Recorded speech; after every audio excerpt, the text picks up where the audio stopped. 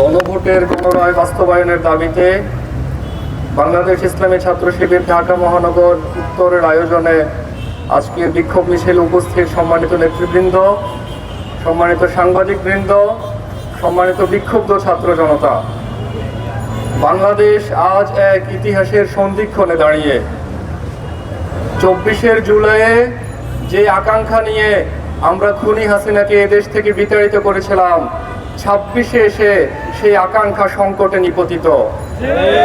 আজকে দেশে বিএনপি সরকারের ক্ষমতার উচ্চাকাঙ্ক্ষা এবং অব্যবস্থাপনার কারণে তীব্র জ্বালানি সংকট আমরা দেখছি। সম্মানিত উপস্থিতি, 12 ফেব্রুয়ারি 2টি নির্বাচন অনুষ্ঠিত হয়েছিল, একটি সংসদ নির্বাচন আর একটি গণভোট। আমরা দেখি সংসদ নির্বাচনে বিএনপি জোট 51% ভোট পেয়ে ক্ষমতায় অধিষ্ঠিত হয়েছে, আর গণভোটে প্রায় 70% মানুষ এর পক্ষে ভোট দিয়েছে। 51% বেশি নাকি 70% বেশি? তারা 51% ভোট পেয়ে ক্ষমতায় অধিষ্ঠিত হয়ে 70% মানুষের ভোটকে এখন বৃদ্ধাঙ্গুলে দেখাতে চাচ্ছে। গণভোটের যে আকাঙ্ক্ষা, আজকে তারা সেই আকাঙ্ক্ষাকে অস্বীকার করছে। আমরা যখন ঐক্যমত্য কমিশনের মিটিংগুলো হচ্ছিল, তখন আমরা দেখেছি যে এখনকার স্বরাষ্ট্রমন্ত্রী ওই সময় গণভোটের প্রস্তাব দিয়েছিলেন। এখনকার প্রধানমন্ত্রী নির্বাচনী প্রচারণার সময় গণভোটে হ্যাঁ ভোট দিতে বলেছিলেন, কিন্তু ক্ষমতায় অধিষ্ঠিত হয়ে এই সরকার গণভোটকে অসাংবিধানিক বলছে।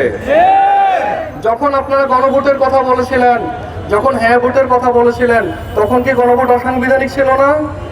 মূলত বিএনপি দ্বিচারী রাজনীতি করছে। বিএনপির এই দ্বিচারিতার রাজনীতির কারণে বাংলাদেশ এখন সংকটে পড়েছে।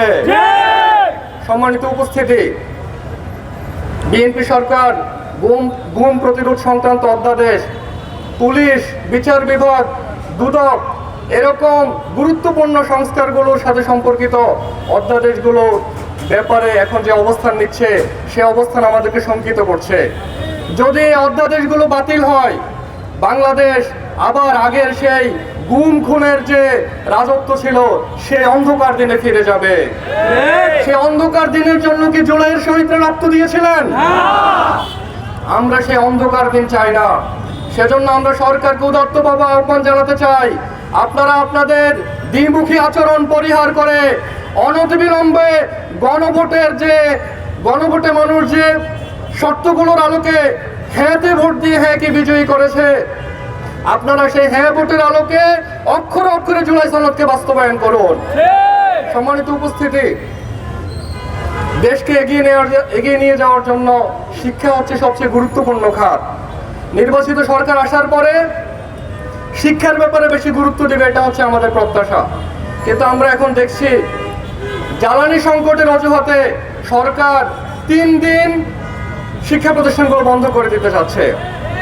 3 দিন অনলাইনে আর 3 দিন নাকি অফলাইনে ক্লাস হবে।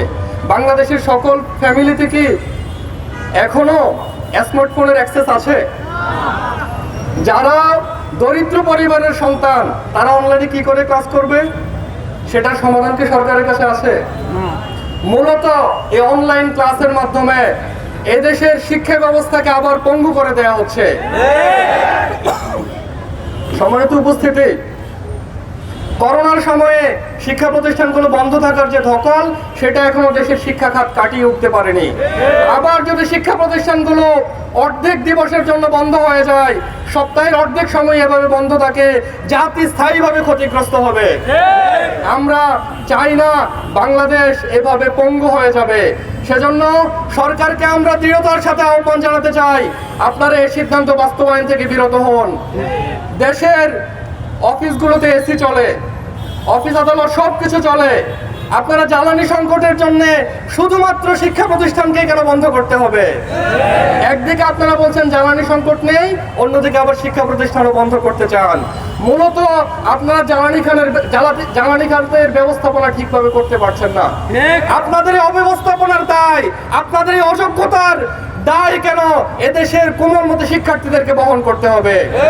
সেজন্য আমরা সরকারকে বলতে চাই, আপনারা আপনাদের এই হঠকারী সিদ্ধান্ত থেকে বিরত হন। শিক্ষা প্রতিষ্ঠানগুলো খোলা রাখুন।